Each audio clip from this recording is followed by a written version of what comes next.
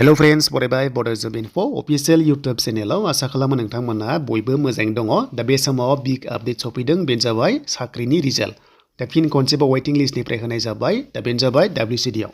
जाय नोंथांमोना WCD आव एग्जाम होदोंमोन फार्स्ट लिस्टआव मोनाखैमोन नोंथांमोना दाना जोबोर मोजां वेटिं लिस्टनिफ्राय नोंथांमोनखौ साख्रि होसिगोन। मानोना खायसे जइन जायासै आरो आंनि जायगायाव सोर मोनखो बेनि सायाव डिटेल्सखौ नोंथांमोनजों शेयार खालामगोन।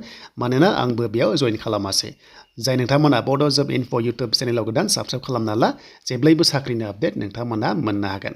दा जों अफिशियेल साइटआव फैबाय लिंकआ दङ डिसक्रिप्शनाव बेनिफ्रायनो नोंथांमोना रिजाल्ट शीटखौ डाउनलड खालामनानै लानो हागोन। आरो लोगोसे दाखालि फार्स्ट पेजनि नोंथांमोना हमना ला जायफ्रानोखि जइन जायासै बिथांमोननि जायगायाव दायो वेटिं लिस्टनिफ्राय बोखानाय जाबाय।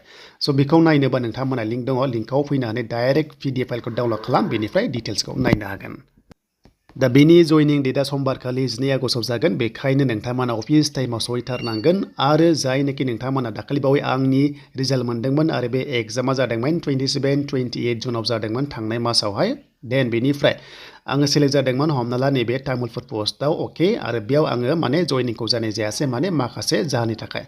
स' बेखायनो नोंथांमोना नैबे तामुलपुर पस्टआव दायो सोर मोनखो नोंथांमोना बेयाव नायनो हागोन। स' बेखौ नायनोबा रिजाल्टखौ नायनोबा नैबे अफिसियेल लिंक दङ बेयाव क्लिक खालामबानो PDF फाइला फैगोन अके।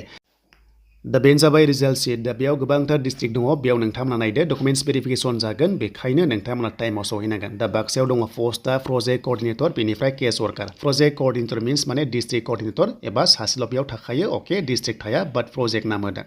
देन बेनिफ्राय डिस्ट्रिक्ट बङाइगाव दङ अके बेयावबो दङ चिरां दङ बेखौ नोंथांमोना स्क्रिनशट खालामना ला एबा PDF दंखायो बेखौ डाउनलड खालामना ला। दरं दङ धेमाजि दङ बेनिफ्राय डिमा हासाव दङ गवालपारा दङ। स' बेनिफ्राय नाम्बार 2आ आंनि लोगो बेयाव मोननो हाबाय माने बिथाङा आंजों सिगांनो गुबुन जबाव मावखादोंमोन बेनिफ्राय बिथाङा माने कन्ट्रेक्टआ जोबनानै ओरैनो दंमोन दायो मोनबाय देन बिथांनिसिम कंग्रेचुलेसन्स थाबाय। देन सुपारभाइजार पस्टआव बिथाङा मोनबाय बिथाङा 100% जइन खालामगोन। देन गलाघाट दङ बेनिफ्राय जरहाट दं कामरुप M आरो R दङ बेनिफ्राय नोंथांमोना बेखौ जाहाथे नायो। देन कार्बि आंलं दङ स' बेनिफ्राय करिमगन्जबो दङ क'क्राझार दङ स' क'क्राझाराव मिथिंगा ब्रह्म बिथाङाबो आंनिनो लोगो दायो मोनना दङ। बिथाङा जइन खालामगोन खालामा आं बुंथ'ला बाट नोंथांमोना बेयाव नायदोनै पस्टआ जाबाय सुपारभाइजार।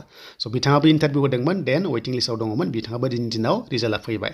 स' बेनिफ्राय मरिगाव दं नलबारि दं बेनिफ्राय शिबसागर दं सनितपुर दं बेनिफ्राय तिनसुकिया दङ उदालगुरिबो दङ बेयाव केस वर्कारा वेटिं लिस्टनिफ्राय मोननो हाबाय सासे अके। देन तामुलपुर फैबाय बेयाव नायदो आंनि पस्टआ तामुलपुरावमोन सुपारभाइजार पस्टआव आङो जइन खालामासै देन बेयाव आरो सासेबाव जइन खालामबावाखै बेखायनो सानै पस्टआ बेयाव लांदां जादों। स' बेखायनो अनिता बर' मोनबाय कंग्रेचुलेसन्स थाबाय बिथां जाहाथे नोंथाङा जइन खालामो। आरो बे पस्टआ जाबाय सुपारभाइजार आरो बिथांमोनजों डिसकास खालामनाय बायदिबा डिपार्टमेन्टजों बे मिसना थाबाय थागोन आरो नोंथांमोना मावबाय थानो मोनगोन। स' बेखायनो बयनिसिमबो अल द बेस्ट थाबाय नेक्स्ट लेभेलाव गोदान पस्ट फैयोबा नोंथांमोना चेनेलाव आपडेटखौ मोननो हागोन।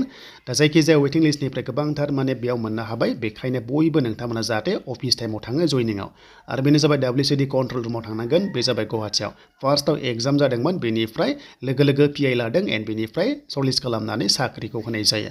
दा बेनो जाबाय WCD नि एग्जाम प्रसेस।